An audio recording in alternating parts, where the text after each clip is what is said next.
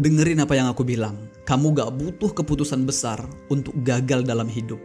Karena kadang cukup dengan satu kebiasaan kecil yang kamu ulang terus-menerus, tanpa sadar akhirnya mimpi kamu itu hancur secara perlahan dari dalam. Dan yang lebih ngeri, kamu merasa semuanya tuh baik-baik aja, padahal kamu udah jauh dari apa yang kamu cita-citain. Dan hari ini teman-teman, kita akan bahas 5 kebiasaan kecil yang diam-diam menghancurkan mimpi kamu, bahkan saat kamu merasa sedang berjuang.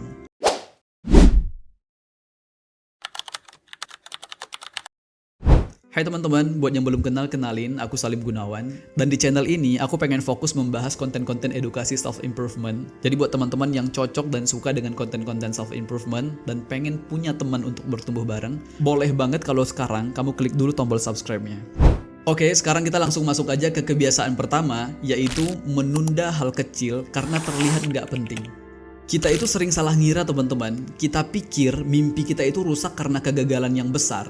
Padahal kenyataannya, mimpi kita itu rusak karena kita tuh nunda-nunda hal kecil yang kelihatannya sepele. Misalnya kamu nunda untuk baca 5 halaman setiap hari, nunda riset 10 menit untuk proyek kamu, atau nunda untuk olahraga setiap pagi. Apalagi kalau udah keluar kata-kata, ntar aja deh. Nah, kalimat ini teman-teman adalah kalimat paling halus dari seorang yang suka menunda mimpi. Sekarang kamu coba bayangin, kamu nanam pohon apel, tapi tiap hari kamu ogah-ogahan untuk nyiram karena kelihatannya itu belum tumbuh. Dan aku yakin kamu pasti tahu hasil akhir dari pohon apel kamu itu. Mimpi kamu juga sama kayak gitu teman-teman. Gak akan jadi apa-apa kalau kamu cuma gerak saat semuanya itu terasa besar dan penting doang. Padahal justru konsistensi dalam hal kecil itulah yang akhirnya membentuk kamu jadi orang yang besar. Dan percaya sama aku, kalau kamu udah gagal di langkah yang kecil, maka jangan pernah berharap kamu akan kuat menghadapi langkah yang besar.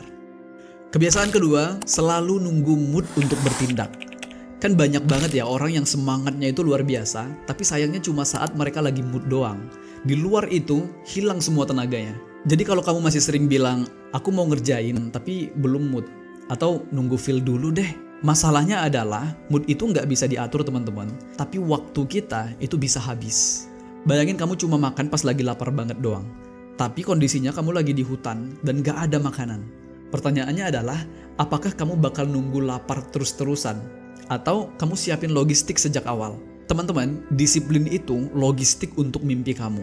Kalau kamu cuma jalan saat mood kamu bagus doang, ya kamu bakal stuck dan hidup kamu itu mulai berat. Kebiasaan ketiga adalah nge-scroll HP tanpa tujuan di waktu produktif. Coba kamu jawab jujur, hari ini udah berapa menit kamu buka TikTok, Reels, YouTube, tanpa tujuan yang jelas. Bukan karena kamu lagi nyari inspirasi ya, tapi karena kamu lagi kosong doang. Coba bayangin teman-teman, waktu terbaik kamu gunakan cuma untuk menonton hidup orang lain. Dan yang bahayanya bukan cuma waktu kamu yang hilang, tapi juga ada efek psikologisnya. Kamu mulai bandingin hidup kamu sama mereka yang kamu tonton.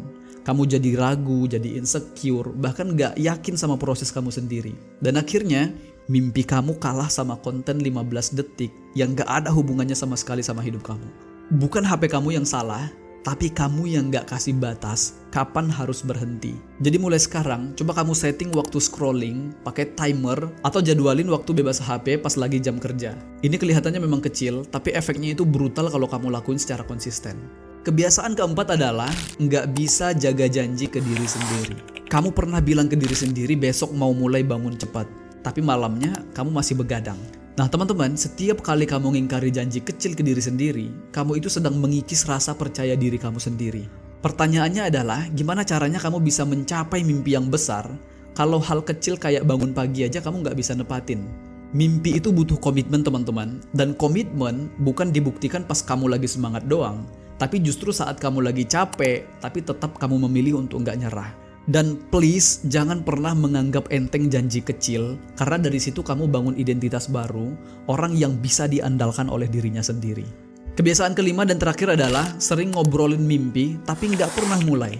Pernah nggak kamu udah cerita panjang lebar ke teman soal rencana kamu, tapi seminggu kemudian, kamu bahkan belum mulai satu langkah pun.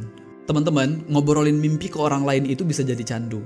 Kita merasa udah bergerak, padahal sebenarnya kita belum ngapa-ngapain. Kayak lagi ngegambar peta harta karun, tapi nggak pernah naik kapal buat nyari hartanya. Kebanyakan mikir sama dengan kebanyakan alasan, kebanyakan ngomong sama dengan kebanyakan pembenaran. Jadi sekarang coba kamu mulai dari langkah paling kecil dulu. Tulis 3 ide kamu, buka Google, kirim email, apapun itu. Pokoknya kamu mulai aja dulu. Karena kalau kamu diam, itu jauh lebih berbahaya teman-teman daripada kamu gagal. Oke, di akhir sesi ini aku pengen bilang bahwa mimpi itu suci, tapi bukan dunia yang menghancurkannya. Kamu sendiri yang justru diam-diam mengikisnya lewat kebiasaan-kebiasaan kecil yang kamu lakukan setiap hari. Tapi kabar baiknya, kamu juga bisa memperbaiki semuanya lewat langkah-langkah kecil yang konsisten dan sadar.